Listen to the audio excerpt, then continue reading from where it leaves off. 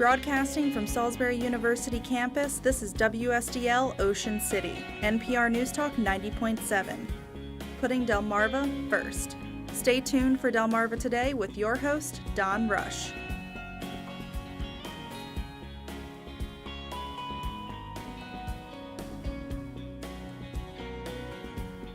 The 35-day partial government shutdown is over, but what lies ahead? Welcome to Delmarva Today. This is Don Rush. The deadline of February 15th is looming as congressional leaders try to find a way to get out of the impasse. President Trump has said he is not optimistic and insists on nearly $6 billion for a wall along the southern border.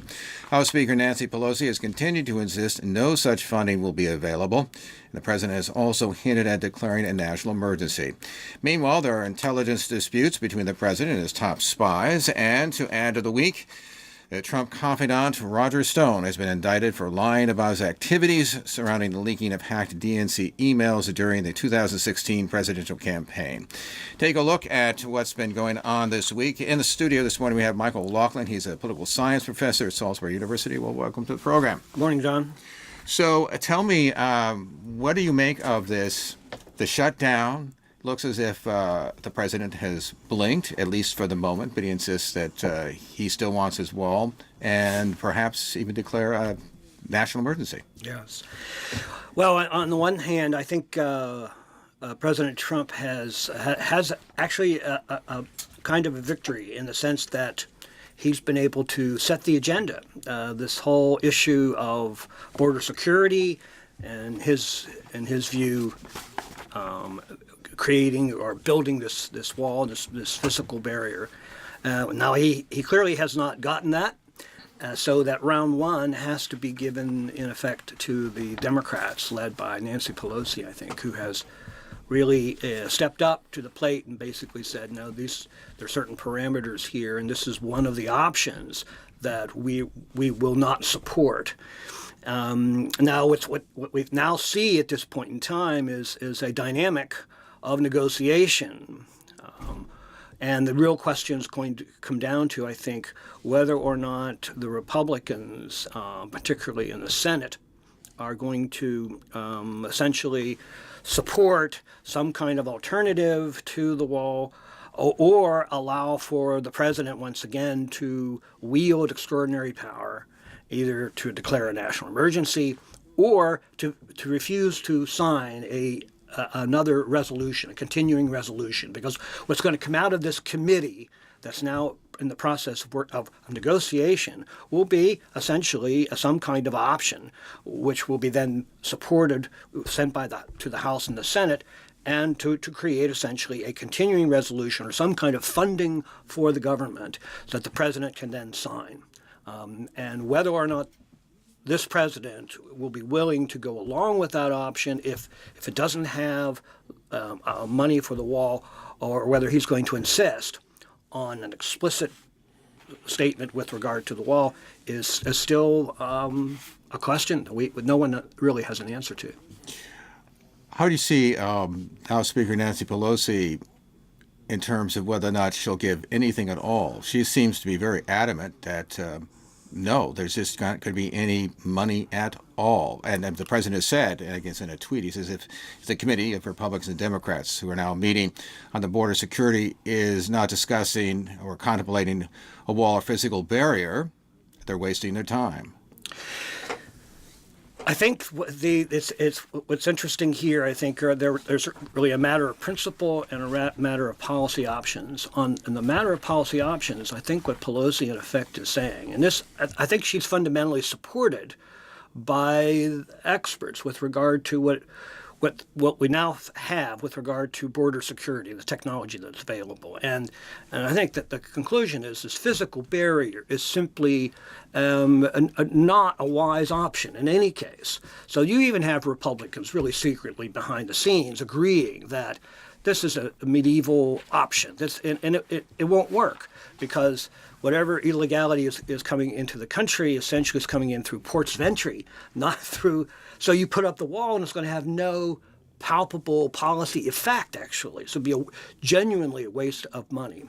The other piece of this, I think, is the principle here, and that is that by the president refusing to sign a continuing resolution, right, and shutting down the government in effect, is essentially to say, I'm going to insist on this, and I'm going to, in fact, take the reckless course of action, in effect, abuse my power of the president.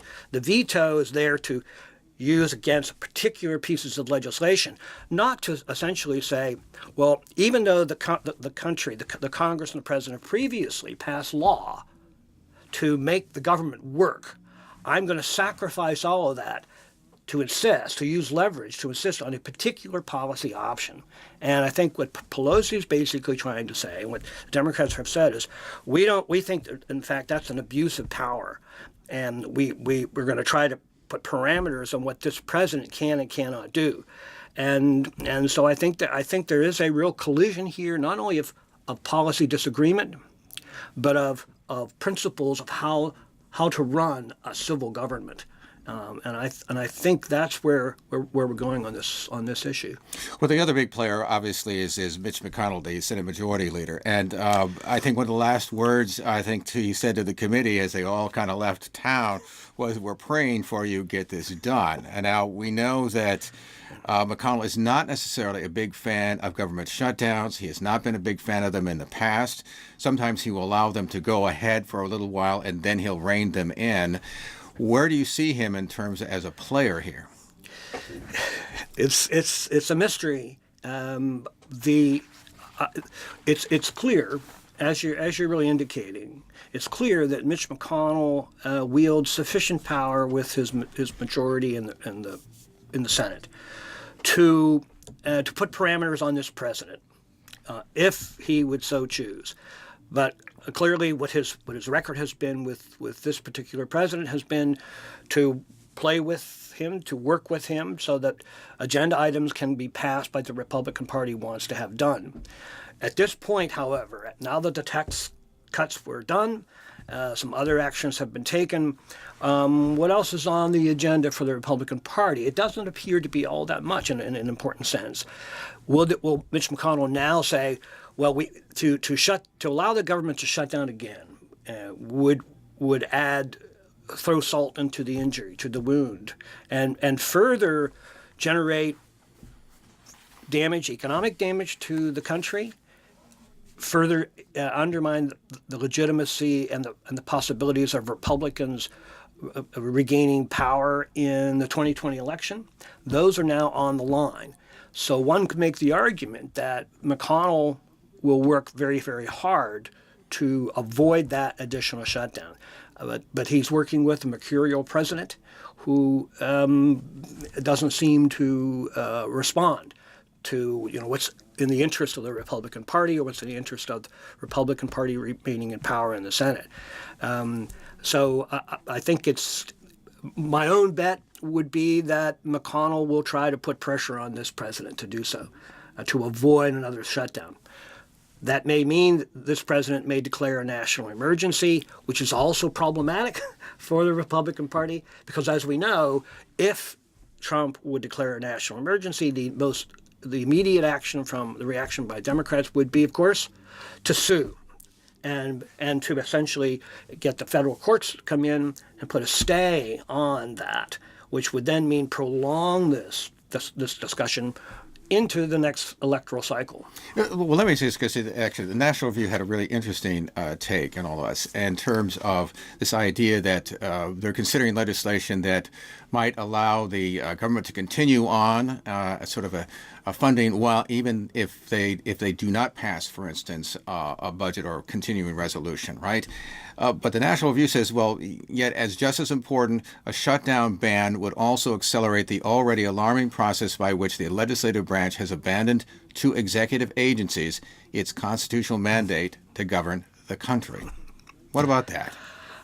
I mean, or do you think a ban would be a good idea? I mean, so that, or should the Congress feet should be held to the fire every time this turn, so that you don't, so they suffer some consequence, that they don't abdicate their responsibilities.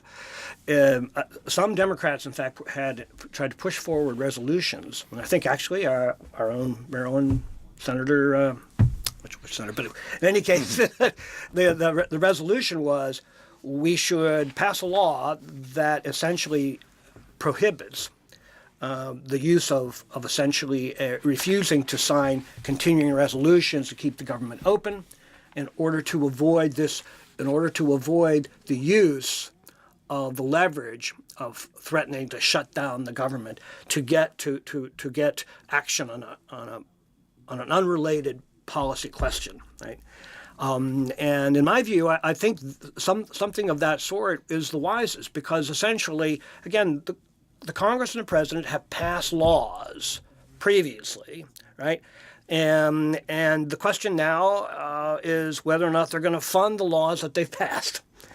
And that should not be held hostage for any particular policy debate that we're presently having.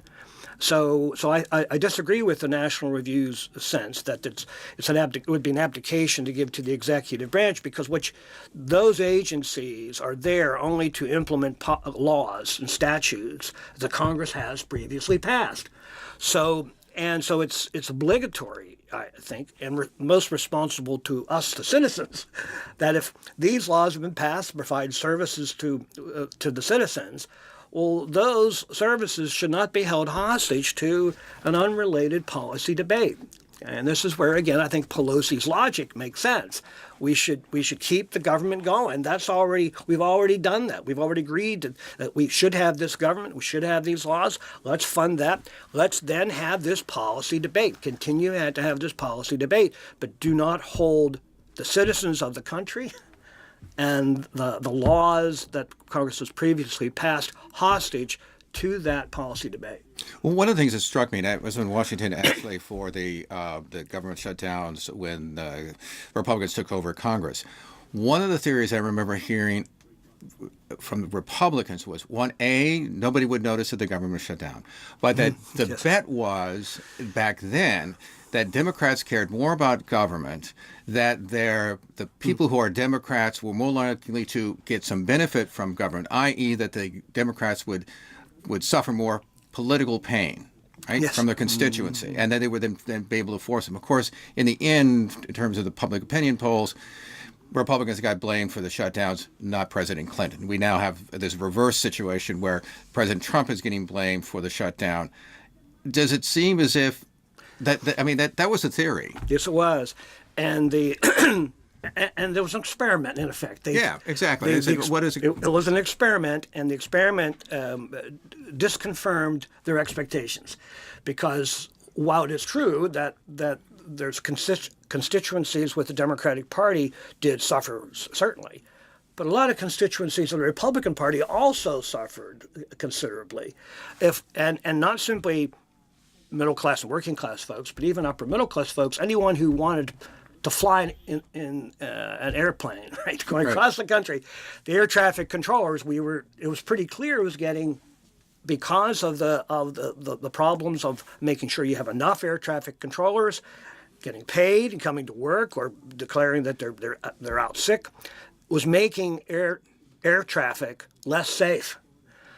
Furthermore, it was pretty clear as well that the projections in terms of the economic consequences for the country, that some of the predictions, if this goes on any longer, you're going to have zero growth, right? So that in fact, therefore, the experiment showed instead that like it or not, we are now at a stage where the impact of the federal government on the economy is so large that shutting down the government is quite consequential, and therefore I suspect that many Republicans have learned that kind of lesson, I think in the Senate at least, and they are, I think the pressure has to be great now to avoid an additional shutdown. Now again, whether they'll have sufficient solidarity to really pressure this president to avoid that or to override, because that's the possibility as well, that the president could refuse to sign a continuing resolution, right?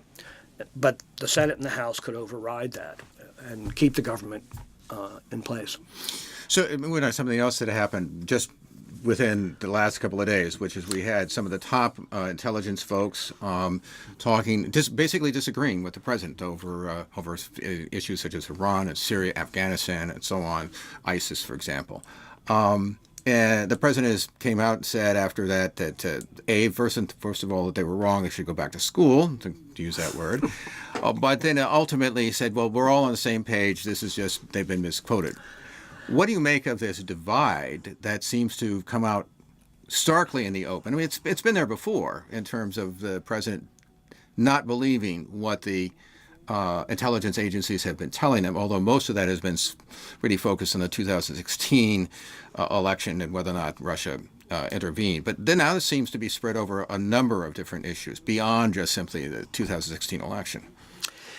I think this particular episode, I think, reveals once again actually a genuine ideological and policy difference between this particular president and the longstanding position of Republicans in the Republican Party.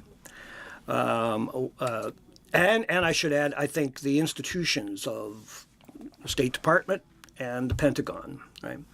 So I think on the one side you have that long-standing position, which has been essentially a foreign policy that I would describe as empire-like. That is, we've had these institutional interests, these global interests that we want to protect far into the future, and that we need to keep our military in place in a number of places around the world. In this particular case, of course, multiple places within the Middle East. Okay, and on the other hand, a president who has he's simplistic. I mean, I think there's no question he doesn't know very much, but he does have this impulse of withdrawing, of saying essentially almost a kind of neo-isolationist position.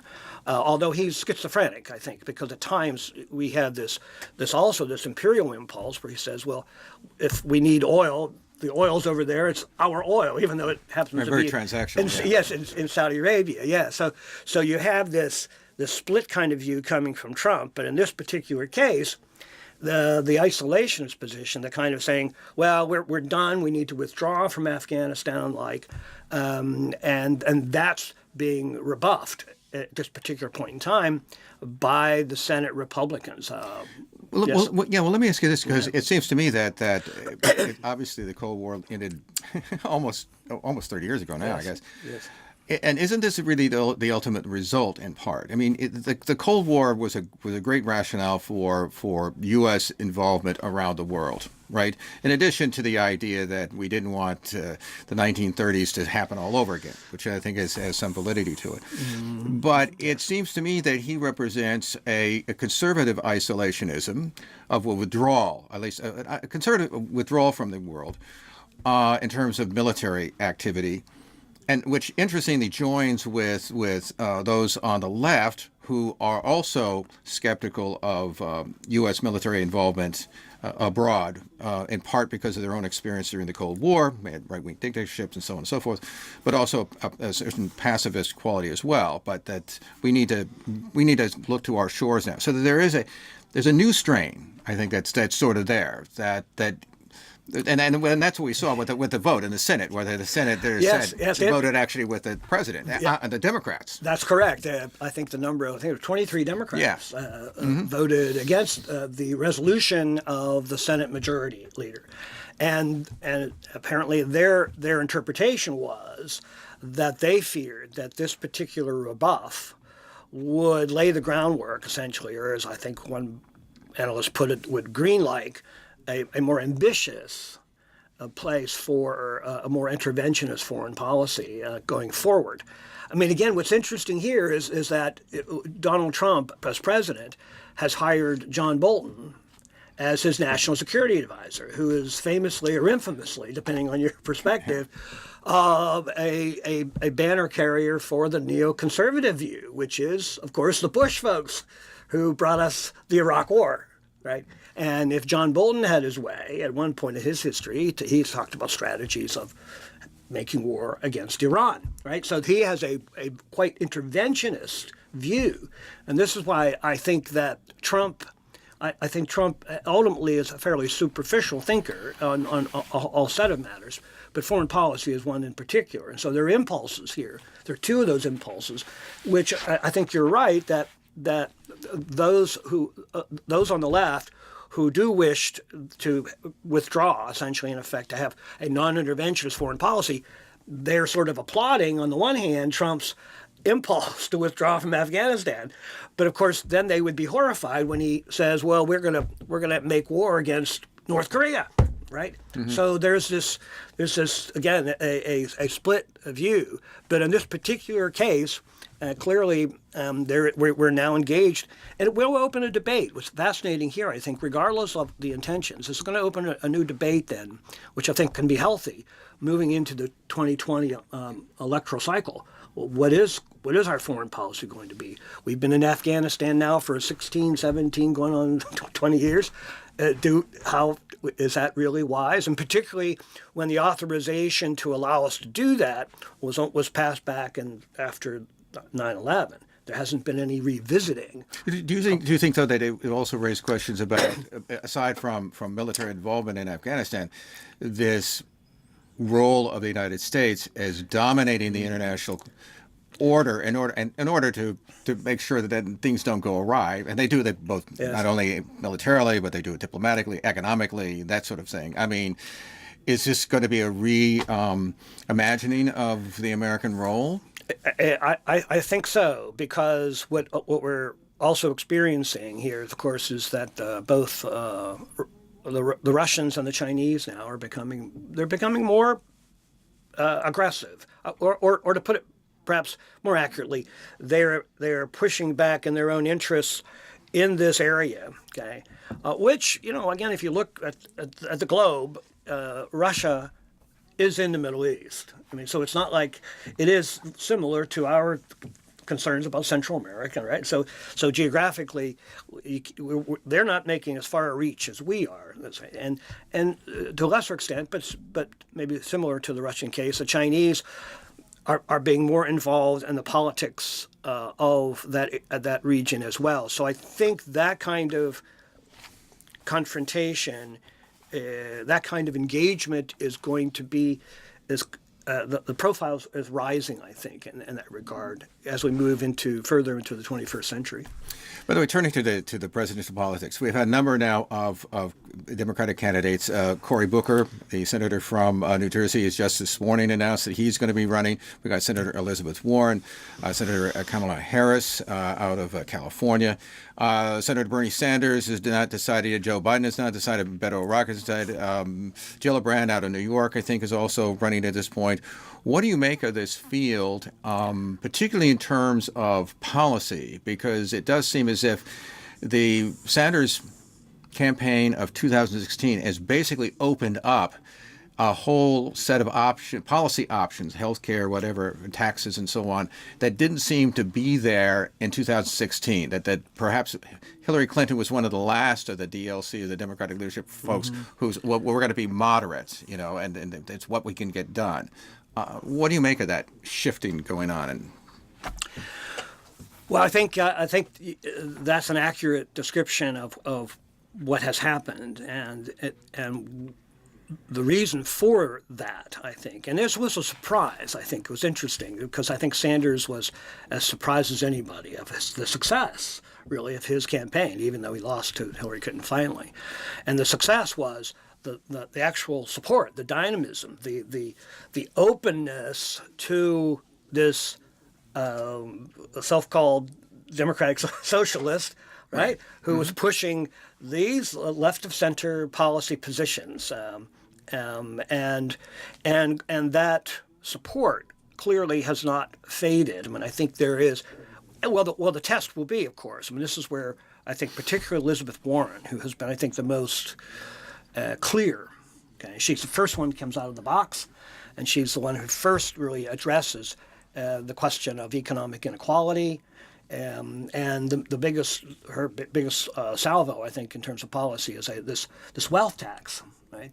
Tax those who are have the assets of $50 million and above, 2 to 3% tax on them can help fund many things that we need for the country. Followed, of course, I think, by Kamala Harris, who has supported this Medicare for all. The experiment, of course, here is going to be whether the support that we saw in the Sanders campaign in the 2016 cycle is that continues to be here, and will it expand? And is that going to be the major push within the Democratic Party? And that's really going to be the question. Well, one of the things that strikes me about it is that the pushback or the counter is, well, it's all these programs are going to affect you, the taxpayer. We saw that particularly effectively in 1972 with McGovern and so on, right? So how do you balance on the one hand something like, say, Medicare for all as an example, or not get tax on the wealthy to become a generalized tax on everybody, yes, versus the benefits that you say your program has? I mean, isn't that the tension that you see in these campaigns?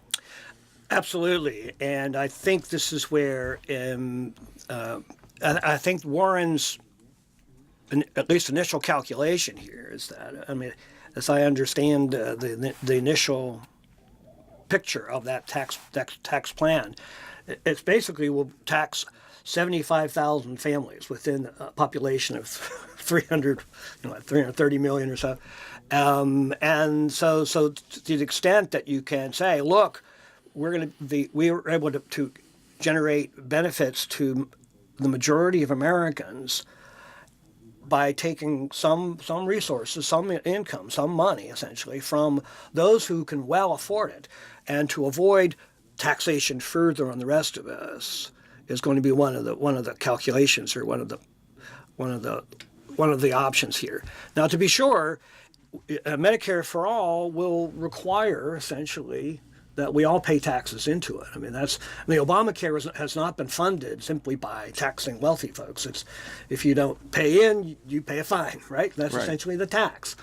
And so there is going to have to be that kind of politics and kind of persuasion that says this is going to be good for all of us, and rather than paying a private sector insurance company, you're now going to be paying into the government that will insure you. No, so the pitch becomes that you're going to pay less. You eventually, would the pitch then become you're going to pay eventually? You're going to pay less, and can that be an effective campaign? You're going to pay less for more. You're going to pay less for. Should that be the 2020 campaign? That's a slogan. We've coined it here, Don.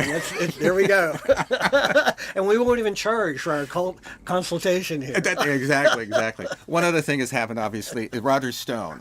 He's been indicted, as we said a moment ago, basically for the alleged lies that he made to the House Intelligence Committee about his efforts to get in touch with WikiLeaks and so on.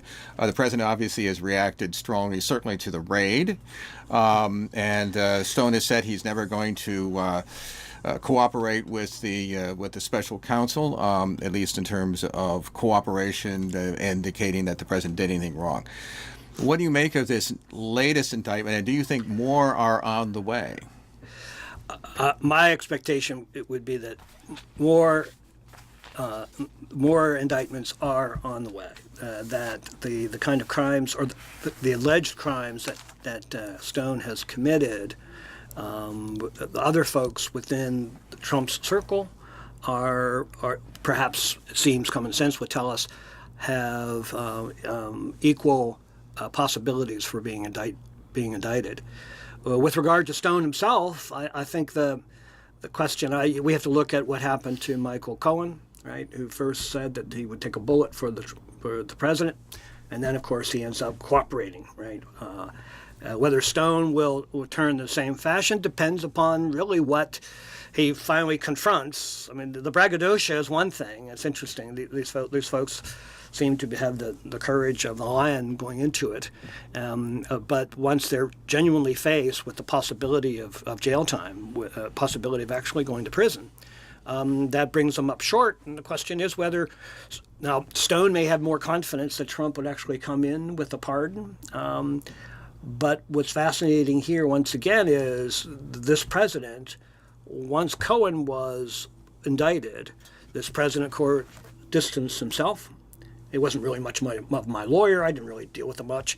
And Stoney seems to be backpedaling as well. Right. You know, and it's fascinating to see that kind of dynamic play out. I mean, to the extent that Trump moves away from Stone then has much more reason to cooperate for his own sake.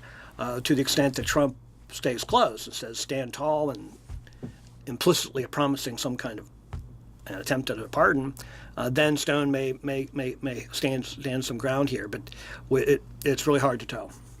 We were speaking with Michael Laughlin. He's a political science professor at Salisbury University about the latest events unfolding in Washington this week. So, thanks for stopping by. You're welcome. This has been Delmarva Today. I'm Don Rush. Thanks for listening. Thank you for watching Delmarva Today, a production of Delmarva Public Radio. Production and audio engineering by Chris Rank. Hosted by Don Rush. For podcasts, visit delmarvapublicradio.net or subscribe to the Delmarva Today podcast on iTunes. Delmarva Today can now be seen on Pack 14.